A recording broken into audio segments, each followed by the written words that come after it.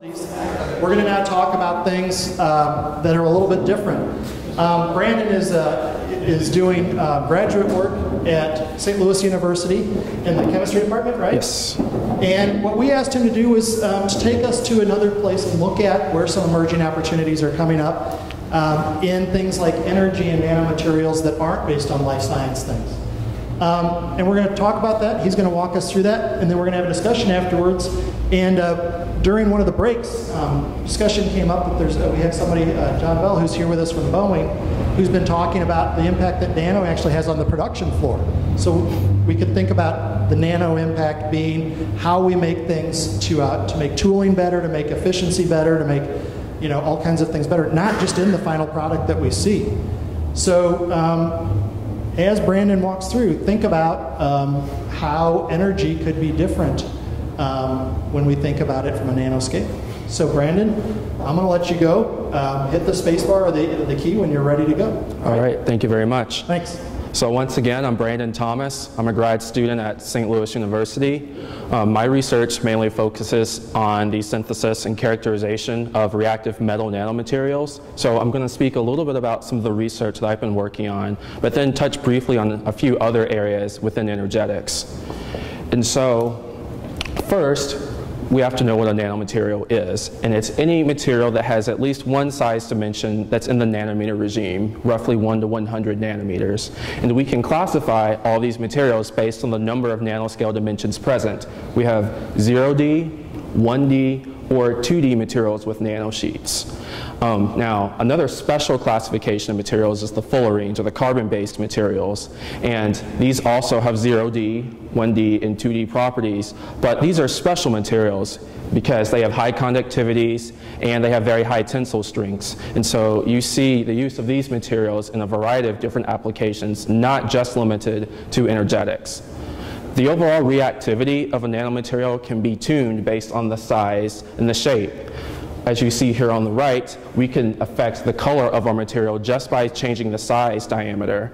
And this is not just limited to these specific types of materials. It's important to remember that the composition doesn't change. With piezoelectrics, we can apply a strain to a piezoelectric crystal, and that strain leads to the creation of a voltage. This effect also works vice versa. So we can take materials like zinc oxide nanowires, and we can coat them in fibers. And by doing this, we can use our own clothing, our own everyday movements to power a small-scale device. We can also look at other mechanical movements in our everyday lives, such as wind or basic breathing, and we can tune that energy to power a small-scale device. And this is very useful for military applications, potentially. Now, stepping away to energy storage, we can look at supercapacitors. And we all know what a capacitor is and how batteries operate, where supercapacitors fall somewhere in the middle as far as energy density and power density is concerned. Supercapacitors have a lower energy density than batteries, but a much higher power density, and vice versa when you're looking at regular capacitors. These materials work by affecting the surface area of the electrode itself and by varying the distance between the dielectric separator layer and the electrode. And so we can incorporate carbon-based nanomaterials such as graphene and carbon nanotubes in order to get the optimum performance in these devices. Now, with reactive metal materials, we can look at their exothermic reactions in the presence of oxygen and water, and we can tune that energy for use in various fuel applications. The military is looking at this as a fuel additive potentially, and in hydrogen production and storage. Now, this video is from my research lab. This is what happens when you take an aluminum nanoparticle sample and expose it to air without any sort of passivation. Okay, and so as you can see here, we end up with this very large pillar of flames, and that's just a testament to how much energy is contained within these materials in just a small amount of material, about the size of a match head. And we can also produce hydrogen from this material as well. And we can take this hydrogen, seen here in this video from Dr. Chris Bunker, who is one of our collaborators at the Air Force Research Lab, and use it to power a fuel cell. Now, he later goes on to show that the hydrogen that's stored from that reaction can be used to power a laptop computer as well. And so definitely check out that link on YouTube. But hydrogen overall is one of the best energy sources we have, but it can be very difficult to handle because it's very hard to store, and it's also very dangerous. We will remember the Hindenburg accident from the late 30s for that. But as I said, very difficult to store, very high pressurized systems or in liquid form. And so we're looking at chemical methods as well to store hydrogen. And one example of that is through the use of magnesium. And so this is a very interesting nanomaterial called a Nano Blade. And these materials have been shown to have very high hydrogen storage and reversible hydrogen storage capacities. And we can catalyze this hydrogen storage reaction with palladium.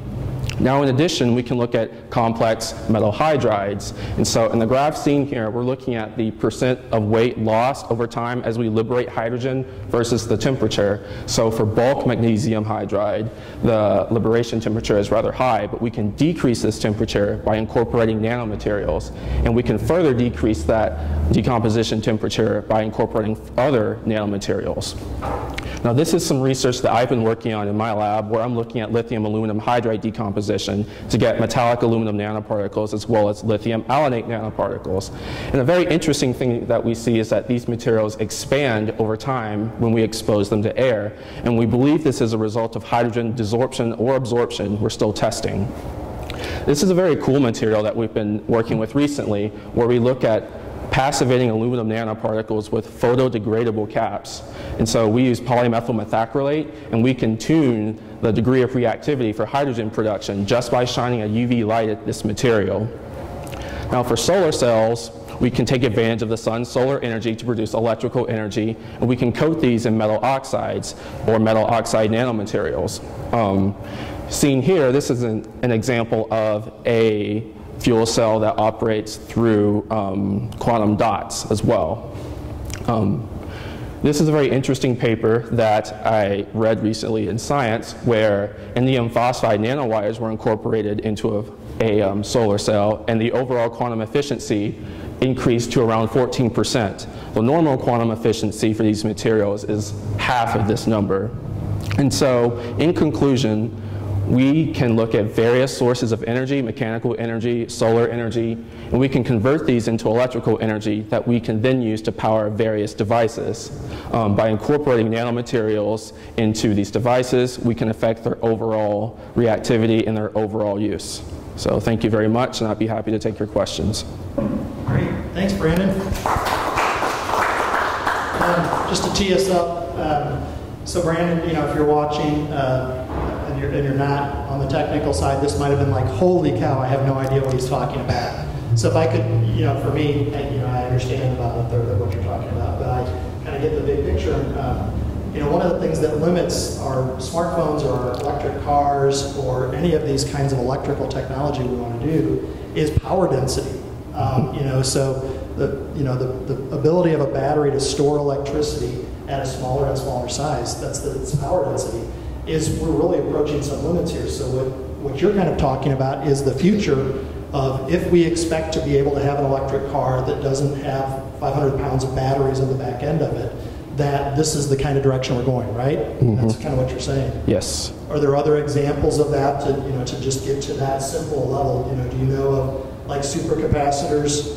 You know, I mean, you know, the supercapacitors, they have less leakage too, right? Mm-hmm. So, you know, so the other things are thinking about ways to store energy where it doesn't leak out along the way, or storing energy in a more of a chemical form like the aluminum thing. So these are really powerful ideas that really are going to change how we think about it, but we may never know because we're just going to have a car and we don't know why the battery is now so much smaller, you know, because it's not a battery anymore. So what else, does anybody have any observations or thoughts along this line? Eric? Thanks for the presentation. I'll admit it was over my head for a lot of it, but question, I did notice that in the release of hydrogen from some of the carbon nanoparticles, you still needed a temperature of at least 200 degrees Celsius. That's significant. So yes. Can you address with these nanoparticles You talked about the energy release, but how much energy is needed to drive this energy release, and what work is being done there? What is the advantage of nanoparticles in that field? Okay. And so, honestly, the amount of energy needed to drive these reactions depends on how you make your materials and what materials you're working with. So with what I'm working with, I can initiate this hydrogen release at about 80 degrees Celsius. But as I said, this is a major issue that needs to be that needs to be addressed for sure. And so maybe the example I showed you, not necessarily the best, but there's definitely advances to try to find more usable. Is there movement down the temperature scale, so things that are happening at closer and closer to room temperatures, or is it all staying up? You know, still 80 degrees Celsius is pretty. You know, I don't want my battery in my car to be that high. Yeah, yeah. So right now, that's kind of the area we're in. There have been some uses of metal hydrides by incorporating fullerenes, and so the temperature has been shown to be around 50 Celsius.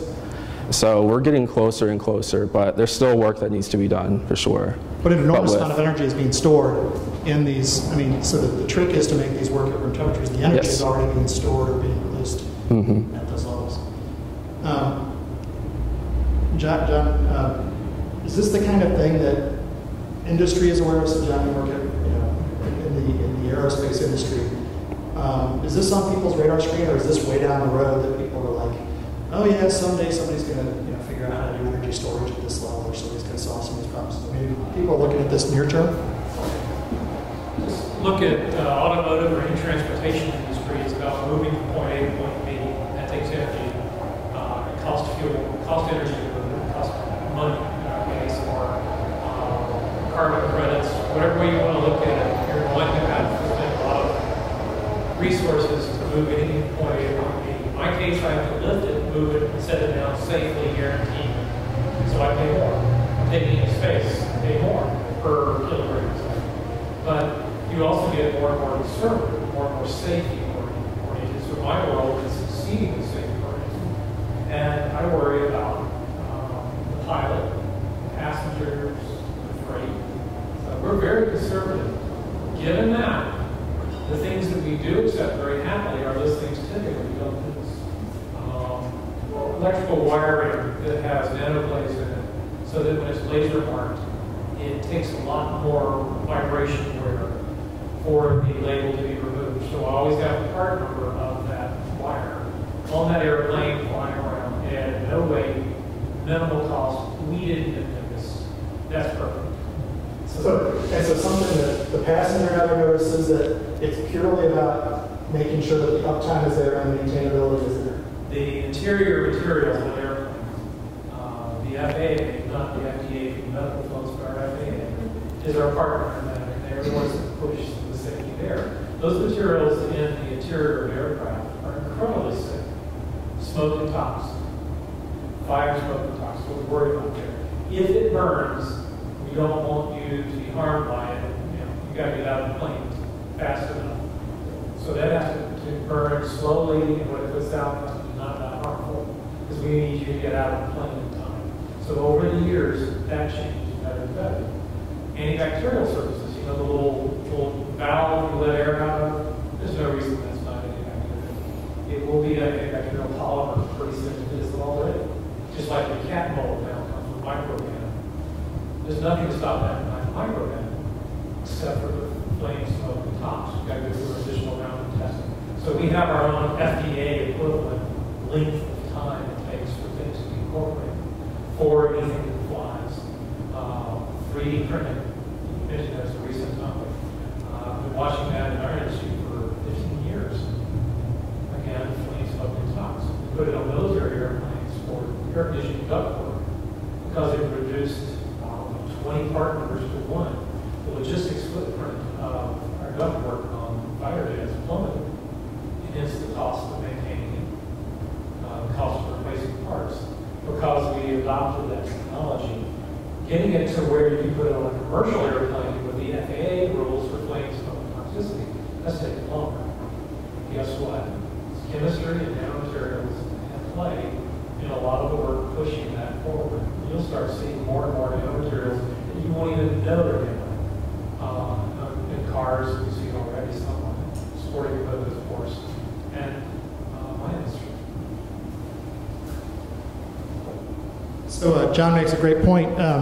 We've gone just a little bit long. If you're watching us, our live stream, thanks for joining us. Next month, we're going to be back with resilient organizations. So we're looking at the lean startup movement and how even large organizations are becoming data-driven, outward-focused, and much more responsive and evolutionary. So we're going to get 3 great looks at that. And we follow that up with a look at the Internet of Everything, looking at how sensors everywhere and all of the data we're collecting are being used in new ways. And then we've got some cool stuff planned for next year, looking at emergent behavior borrowed from the animal kingdom that's doing some really cool things and designing systems, and even how projects are working, things like movies being made with the people working on the movie never meet each other because they collaborate over a distance. So they're cool things. I just want to close with one last thing today. Thank you very much to all of our speakers, a fantastic job. Thanks to everybody for joining us. And John, just a few minutes ago, teed up something that, before we think that before we discount nanotech and everything, remember that if you're wearing a Gore-Tex jacket, because hey, I like how this thing lets me breathe, but it doesn't, keeps out the water. You're wearing nanotech. I mean, nanotech is around, and it's part of our world, and it's just a reality we need to be part of. When the chemical revolution happened in the 1800s, it took 100 years before people started thinking about, well, how does this affect us, and what does this really mean?